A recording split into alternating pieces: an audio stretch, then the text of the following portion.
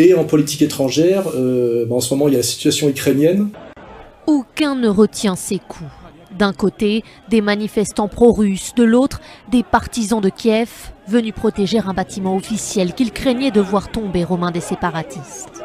La police est débordée. Au milieu des jets d'œufs et de farine, elle arrête plusieurs personnes. À l'est du pays, la tension monte. Hier à Slaviansk, c'est même l'armée et les forces spéciales ukrainiennes qui ont mené l'offensive pour déloger les groupes armés pro-russes qui occupent la ville depuis samedi. À Louhansk, c'est la mobilisation générale. Tous les hommes ont été appelés à prêter main forte aux séparatistes. Samedi, ils se sont attaqués à des soldats ukrainiens, faisant 2 blessés. Barrages et barricades sont renforcés. La ville attend de pied ferme les forces loyalistes.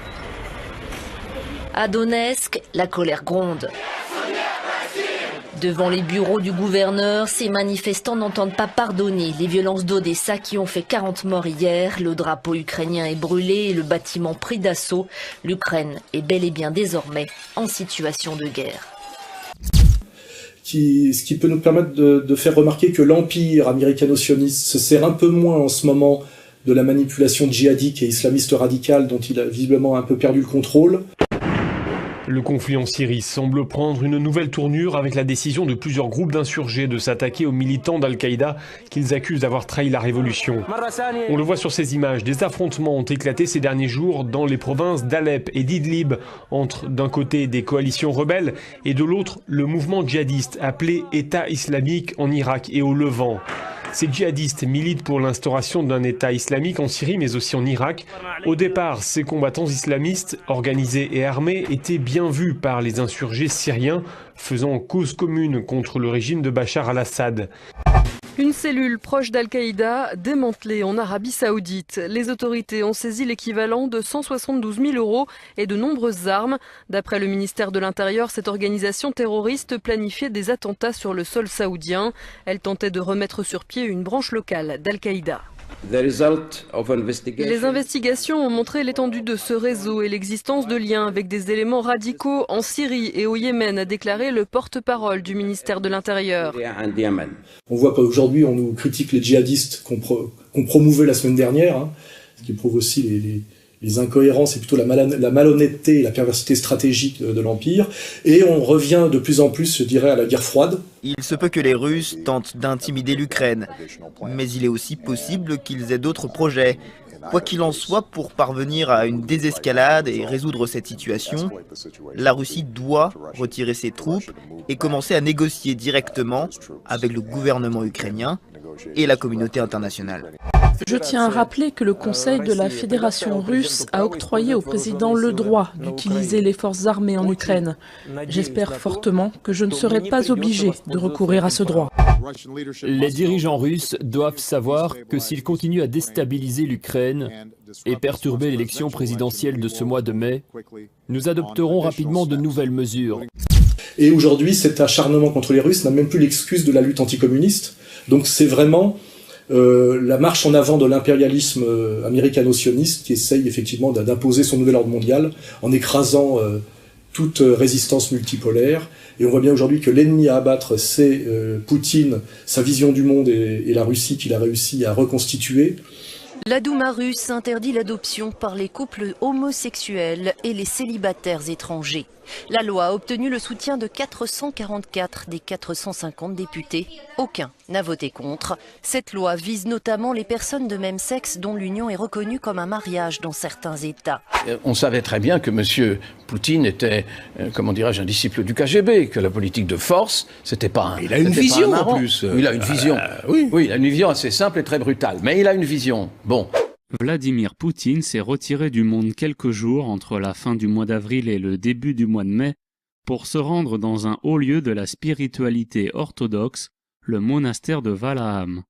C'est dans ce lieu magique, proche de la frontière finlandaise, que le président russe a choisi de se rendre régulièrement et ainsi d'écouter les conseils des moines dans ce qu'il considère comme une bataille entre la Russie chrétienne et les forces diaboliques qui se sont emparées de l'Occident.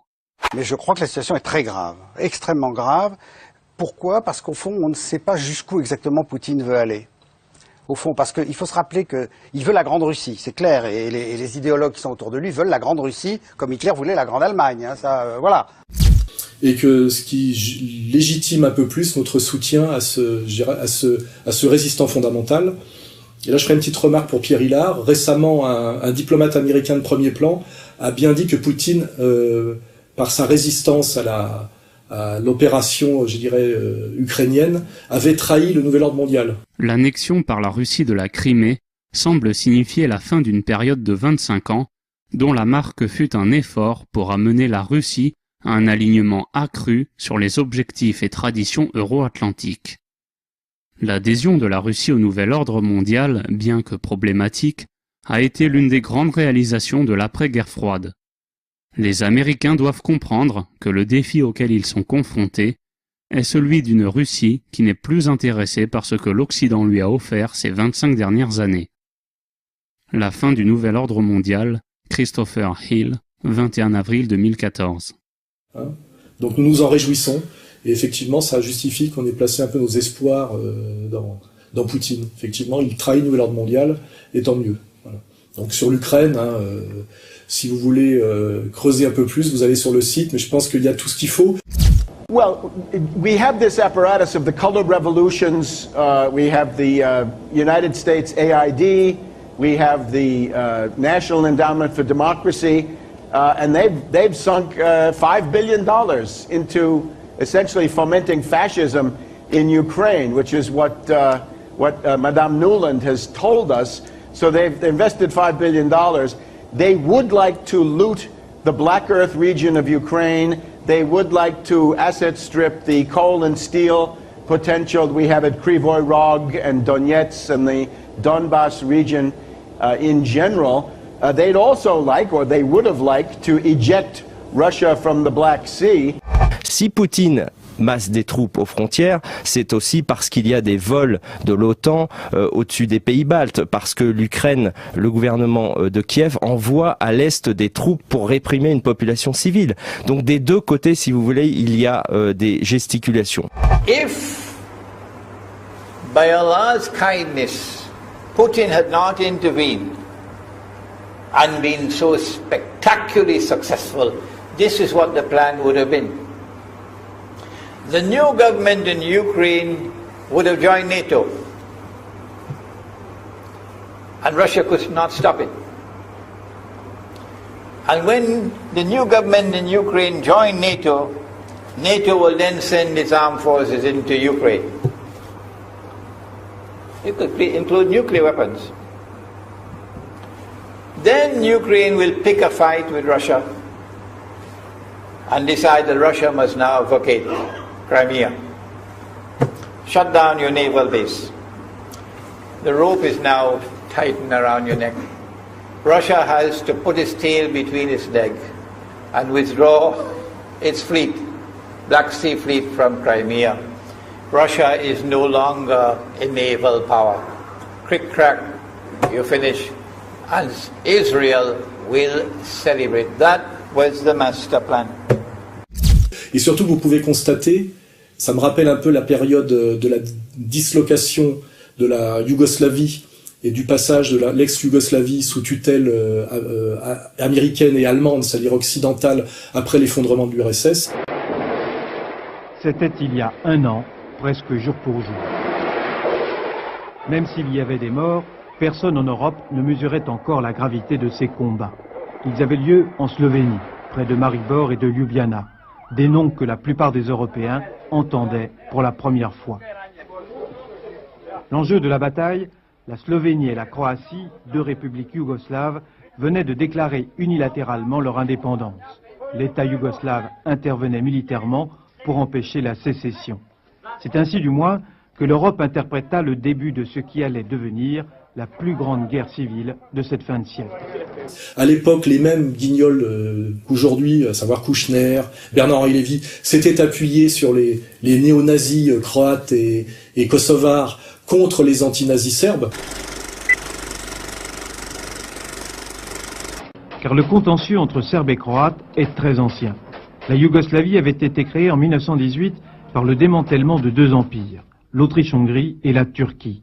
On en avait confié la direction aux nationalistes serbes qui étaient alliés de la France et du Royaume-Uni. Les Croates avaient protesté et s'étaient associés aux nazis pendant la Deuxième Guerre mondiale.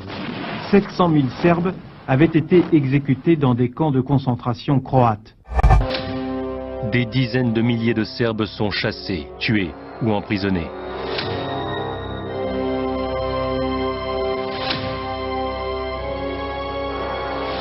Les Croates antifascistes sont incarcérés.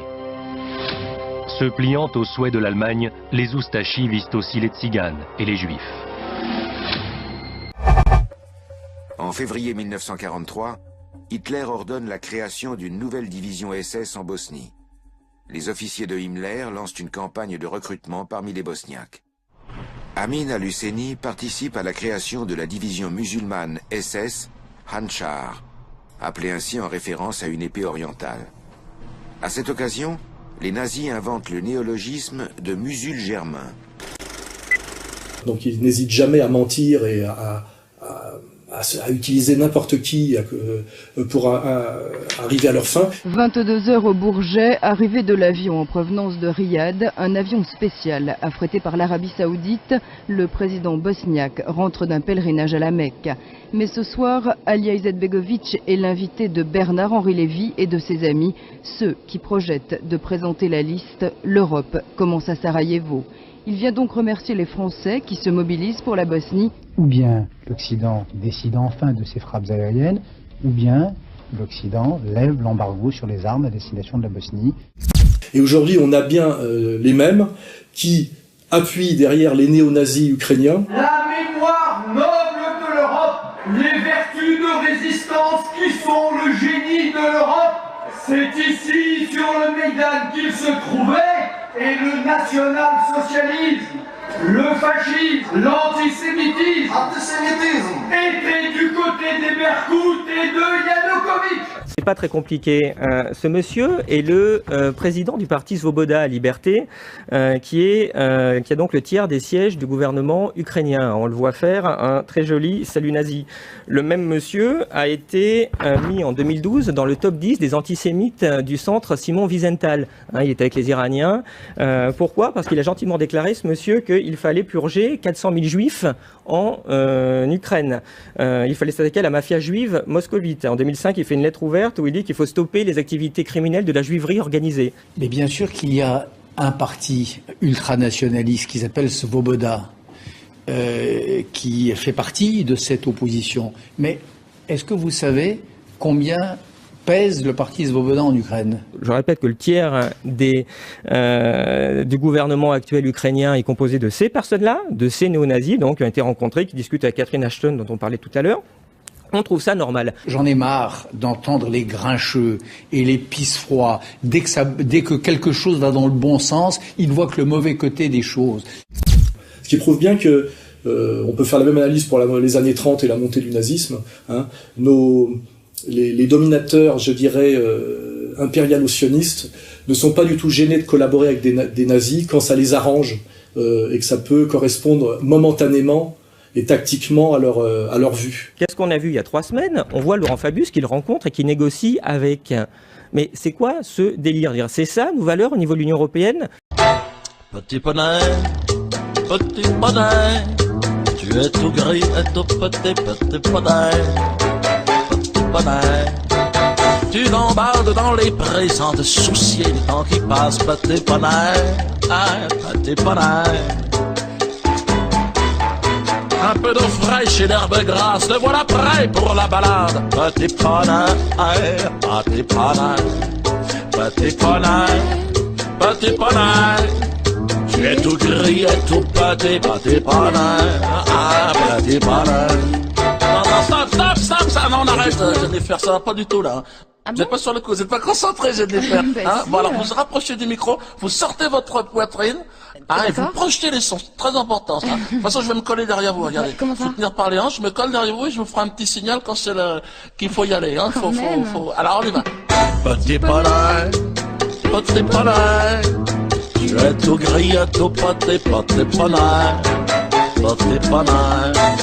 La nuit qui tombe sur les prés, c'est aussi ça la vie qui passe. Petit poney, petit poney. Après le soleil qui réchauffe, c'est maintenant la nuit qui glace. Petit poney. Attention ta ceinture là. Petit poney. Tu es tout gris et tout petit poney. Petit poney.